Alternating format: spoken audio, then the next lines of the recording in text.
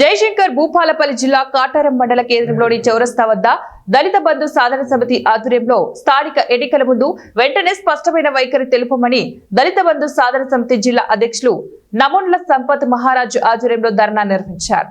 ఈ కార్యక్రమంలో వేణుమూరి జక్కయ్య, వెంకన్న, రామన్న, మంతెన సమ్మన్న, శంకర్ తదితరులు పాల్గొన్నారు। శాంతి ఆధ్వర్యంలో అదే ఇక్కడికి వచ్చిన సభ్యుల సమక్షంలో దళిత బంధు రెండో విడత దళిత బంధు నిధులు విడుదల చేయాలని ఈ గత గవర్నమెంటు అమలు చేస్తే ఈ గవర్నమెంట్ అమలు చేయకపోవడం దురదృష్టకరమని, అదేవిధంగా గత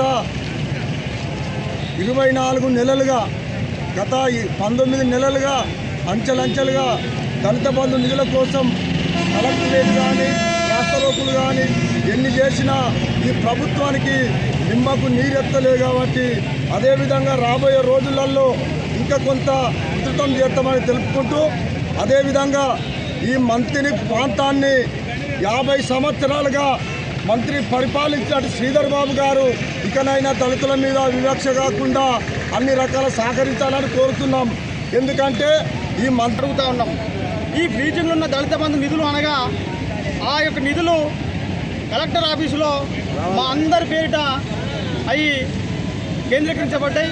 వాటిని ఇప్పుడున్న ప్రస్తుత ప్రభుత్వం ఈ యొక్క మంత్రి గారు కనుక వాటికి అనుమతిస్తే అవి ఈ యొక్క నిరుపేద కుటుంబాలకు చెందిన దళితులకు అవి అందుతాయి। వాటిని తీసుకొని వారు ఏదో రూపంలో ఉపాధి చేసుకొని బతుకుతారనే విషయాన్ని ఈ యొక్క మంత్రి గారు తెలియజేస్తూ ఉన్నాం। అయ్యా, మీరు గతంలో ఒక 100 యూనిట్లు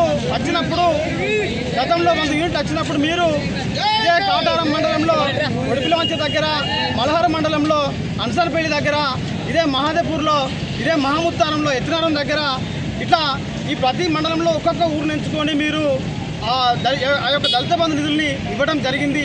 మేము అప్పుడు ఏమీ అనలేదు, ఎందుకంటే ఆ యొక్క నిధులు వచ్చేది కూడా మా దళిత సమాజానికే కదా అని చెప్పి మేము సంతోషపడ్డాం।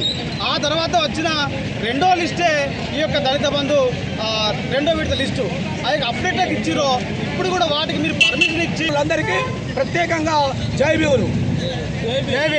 మరి మేము ఇప్పటికీ అనేకమైనటువంటి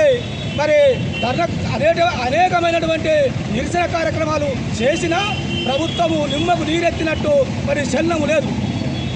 ప్రభుత్వానికి మేము ఈ ధర్నా ద్వారా మేము డిమాండ్ చేయదలుచుకున్నది ఏంటని చెప్పాలంటే, ప్రభుత్వము అక్కడ హుజురాబాద్లో ఇస్తుంది దళిత బంధు నిధులు, అక్కడ మధురలో ఇస్తుంది, అక్కడ చింతకాయలో ఇస్తుంది, కానీ ఇక్కడ మంత్రిలోకి వచ్చే వరకు దళిత బంధు నిధులు ఎందుకు విడుదల చేయడం లేదు, దీంట్లో అంతర్యం ఏమిటో అని చెప్పని ఇక్కడున్న ప్రాంతవాసులు చాలా అర్థం చేసుకోవాల్సిన అవసరం ఉన్నది। మనము ఏం తక్కువ ఉన్నది ఇక్కడ మంత్రిలో మన నాయకత్వము, ఢిల్లీలో శాసించే నాయకత్వం ఇవాళ కర్ణాటకలో పోయి మేనిఫెస్టో రాస్తాడు, అక్కడ ప్రభుత్వం వస్తుంది, ఇక్కడ తెలంగాణ మేనిఫెస్టో రాస్తాడు, ఇక్కడ ప్రభుత్వం వస్తుంది।